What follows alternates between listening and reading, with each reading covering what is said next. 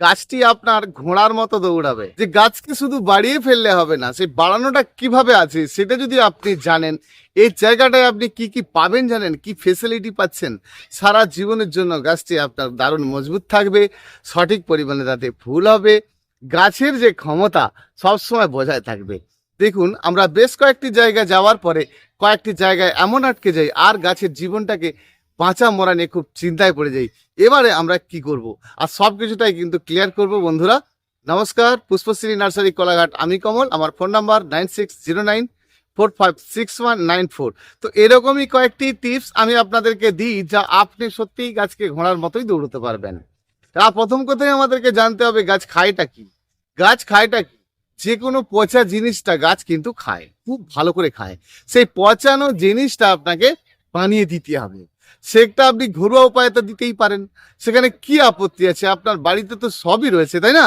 আর সেগুলোকে আপনি দিতে থাকুন, দেখবেন গাছ আপনার ঘোড়ার মতো দৌড়াবে। আপনার বাড়ির যে সকল কিচেন কম্পোজ এভরিথিং আপনার যা রয়েছে, বাড়িতে যা যা রয়েছে, যত সবজি খোসা, চায়ের পাতা, একটু জেড আপনি কিন্তু পচিয়ে দিন। সেটা তো দারুণ কাজ। আরো কয়েকটা আপনাদেরকে বলি, যে গাছকে ঘোড়ার মতো দৌড়াতে গেলে আমাদেরকে যে মাটিটা করতে হয়, যে মাটি, যে সয়েল, যেখানে কিন্তু আমরা অনেকেই ফেল হয়ে যাচ্ছি। গাছ রোপণ করছি, কদিন পরেই পাতা পড়ে যাচ্ছে। এইটা জন্মের মতো চলে যাবে। গাছের পাতা পড়াটা আপনি কি জিনিস নিজেও বুঝতে পারবেন না। গাছের মতো নিমাটোল, গাছের পাতা পুড়ে যাওয়া, এই গাছের যে হঠাৎ হঠাৎ সমস্যাটা একেবারেই কিন্তু আপনার ক্লিয়ার হয়ে যাবে। তাহলে আপনারা যখন কোনো পচা খাদ্য, আমি এটা নয় আপনাকে বলে দিচ্ছি যে আপনি এইটাই দিন, এরকম কোনো নিশ্চিত নেই।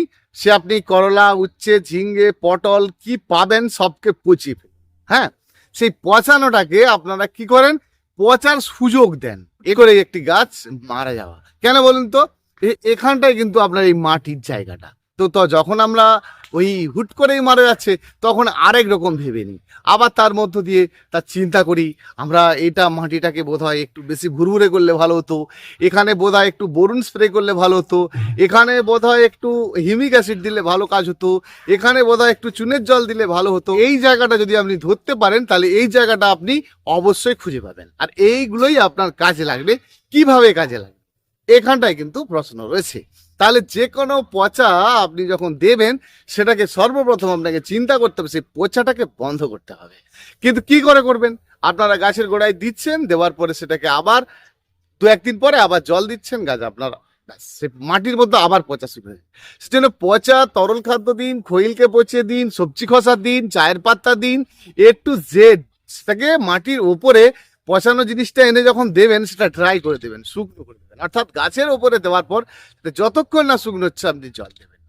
আপনারা এটা অনেকেই বুঝে উঠতে পারেন না। সেটা এটা ভালো করে শুকনো করুন না, শুকনো করার পর আপনি আপনার গাছটিতে জল দিন, গাছ কিন্তু ঘোড়ার মতো তবেই দৌড়াবে। 2 নম্বরে আসি, যে আমরা যখন কোনো মাটি তৈরি করছি, সেই মাটিটা কি দিব আমরা নিজেরাও খুঁজে পাচ্ছি না। যখন কিনতে যাচ্ছি আমরা দেখছি কিন্তু আবার এক এক রকম। একটা ছোট্ট শক্ত মাটির গটলার মধ্যে, একটা গ্রো ব্যাগের মধ্যে দেখছি গাছে ভর্তি ফল। তখন আমরা কি ভাবছি যে এটা একটা নার্সারি বলছি, এদের অনেক কিছু দেয়, নাহলে এরকম ভাবে ফল টল হবে কেন? কিভাবে এরকম সম্ভব? এতটুকু একটা গ্রো ব্যাগের মধ্যে এত ফল কি করে আসে? এইখানটায় কিন্তু ম্যাজিকটা লুকানো আছে, আপনাকে জেনে নিতে হবে। জানলে কিন্তু আপনি আপনার গাছটিকে দারুণ সুন্দর রাখতে পারবেন। গাছ কিনতে যাওয়ার সময় যেমন আপনি ভাবেন যে একটা বড় সড়ো গাছ কিনে রোপণ করলে খুব ভালো, তেমনটাই আপনাকে ভাবতে হবে যে আপনি যেমনই গাছ রোপণ করুন না কেন, যে সেই গাছটিকে ভালো রাখতে হবে আপনাকে। তো আপনাকে বললাম যে যে কোনো পচাটাকে আপনাকে বন্ধ করতে হবে, তা ঘুরিয়ে দিন। হ্যাঁ, এই ফার্মি কম্পোস্ট, কোকোপিট সব টবের উপরে দিন। কেমন? গাছ রোপণের সময় প্লেন ভাবে রোপণ করুন। এটা গেল আপনার দ্বিতীয় পয়েন্ট। তৃতীয় পয়েন্ট, যে আপনি যখন কোনো গাছের গোড়ায় দেখেন যে মাটিটা অতিরিক্ত হালকা রয়েছে, দেখুন অতিরিক্ত হালকা থাকাটা কিন্তু এই ফল গাছের পক্ষে একেবারেই শোভনীয় নয়। আবার অতিরিক্ত হালকা না থাকলে প্রচুর পরিমাণে আপনি ফুলও দেখতে পাচ্ছেন না, গাছের রং ভালো দেখতে পাচ্ছেন, বড় সমস্যার ব্যাপার। সেই জন্য আপনি যখন একটি টবের মতো ফুল গাছ রোপণ করেন বা ফল গাছ রোপণ করেন, তখন কিন্তু আপনি অবশ্যই সেই গাছটিকে প্লেন ভাবে রোপণ করবেন। সেই প্লেন ভাবে রোপণ করার পরে আপনি তার ম্যাজিকটা দেখবেন। গাছ রোপণ করার পরেই বিকেল বেলা, সকালে রোপণ করে বিকেলে আপনি কোকোপিট দিন, ভার্মি কম্পোস্ট দিন, কি আছে আপনার আর কি আছে, এগুলো দিন। একটি জায়গা এটি দেওয়ার পরে দু একটি দিন পরে মাটির ওপরে মাটিটাকে ভালো করে খুবড়ে দিন। দেওয়ার পরে দেখবেন ওইটা কিন্তু ওপরেই তৈরি হচ্ছে, ডিকম্পোজ হচ্ছে। মেখে তৈরিটা একদমই করবেন না, তাহলে কিন্তু আপনার গাছটি ঘোড়ার মতো অবশ্যই দৌড়াবে। এবারে আমরা কি করি, অনেকে মাটি একেবারে ভুরভুরে হালকা দেখছি, কিছুই করতে পারছি না। আপনি জানেন কি, অতিরিক্ত ভুরভুরে মাটি থাকলে সেখানে ফল গাছের পাতা খুব সুন্দরভাবে পুড়ে শুধু নয়, পুড়ে শেষ হয়ে যাবে, গাছ খাড় হয়ে যাবে। তো সেই জায়গাটা আপনাকে বুঝতে হবে। ফল গাছ রোপণ করবেন মানে আপনার ফুল গাছের ক্ষেত্রে যেমন আপনার দরকার আছে মাটি প্লেন ভাবে দিলে ওপরের মাটিতে আপনাকে একটু হালকা ফুলকা করতে হবে, কারণ অতিরিক্তভাবে গাছের গুচ্ছ শেকড় তৈরি করতে হবে। আর টবে করবেন মানে আপনি তো মূল শেকড় করছেন না, গুচ্ছ শেকড়, তো কাস্টল জাতীয় গাছ নয়। তাহলে কাস্টল জাতীয় গাছ যখন নয়, আপনাকে গুচ্ছ শেকড় কিন্তু রূপায়িত বারে আপনার টবের মধ্যে করতে হবে। তাহলে আমরা টবের মধ্যে যখন একটা ফল গাছ রোপণ করছি, সেক্ষেত্রে যদি অতিরিক্ত ভুরভুরে হালকা করে ফেলি, একটা বৃক্ষ জাতীয় গাছ বলবো নাকি আপনাকে, কাস্টল জাতীয় গাছ, সেরকমই একটা গাছ কিন্তু আপনার ফ্রুটসের গাছ, শক্তিশালী গাছ, সেটাকে কি হচ্ছে কলম করা গাছ। আপনি যখন টবের মধ্যে বসাচ্ছেন, অতিরিক্ত হালকা মাটি থাকলে তাহলে এই পাতা পুড়ে যাওয়া, ডাল শুকনো হওয়া কোনো দিনও বন্ধ হবে না। আর এটাকে বন্ধ কিন্তু আপনি সেকেন্ডেই করে দিতে পারেন। প্লেন ভাবে যা সমস্যা আছে প্লেন ভাবে রোপণ করে দিয়ে আপনি ওপরে vermi compost, cocopeat, kitchen compost টোটালটাই চালিয়ে যান, দেখবেন আপনার এক কথায় দারুণ হবে। আপনারা তো বেলে মাটি নিয়ে এত চিন্তা করছেন, আমাদের এঁটেল মাটির যখন মাটি দেখতে পাচ্ছি মাটির ভেতরে হিট, এই যে গ্রীষ্মকালে হিটটা না ঢুকে যায়, সেজন্য আমরা কি করছি, মাটিকে গুলে ভালো করে, আপনার বাড়িতে কত দামি খাদ্য আর আপনি দোকানে খুঁজছেন কি খাদ্য দেবো, এর থেকে ভালো খাদ্য হয়? এর থেকে ভালো খাদ্য হয় না। যদি আপনার কোনো গাছ এরকম না বাড়ে, মাটি হালকা ভুরভুরে বেলে মাটিতে গাছ লাগাইয়েছেন, লাউ গাছ, পুঁই গাছ, ভেন্ডি গাছ, কিছুতেই বাড়ছে না, আপনি কিছুই করতে পারছেন না। আপনি যে তরল খৈল দিচ্ছেন, যে পচানো ভাতের মাড় দিচ্ছেন, যে কিচেন কম্পোস্ট দিচ্ছেন, একটু মাটিকে ওর সঙ্গে ভালো করে পচান আর মাটিটাকে একেবারে দইয়ের মতো চটকে ফেলুন। আমরাও করি কিন্তু এটাকে, হ্যাঁ। আর এই দইয়ের মতো মাটিটা আমরা কিন্তু টবের উপরে ঢালছি। তাতে কি হচ্ছে, টবের যে মাটি, যে কোনাত্ম ফাঁকগুলো রয়েছে, সেটা কিন্তু ফিল আপ হচ্ছে, একেবারে জন্মের মতো পাতা পুড়ে দেওয়া চলে যাবে। এবং এই পচানো মাটির যে ক্ষমতা, যে তেজ, গাছের সকল কিছু কিন্তু আপনার অভাবকে পূর্ণ করে দেবে, আর গাছটি কিন্তু আপনার মনের মতো করে বেড়ে উঠবে।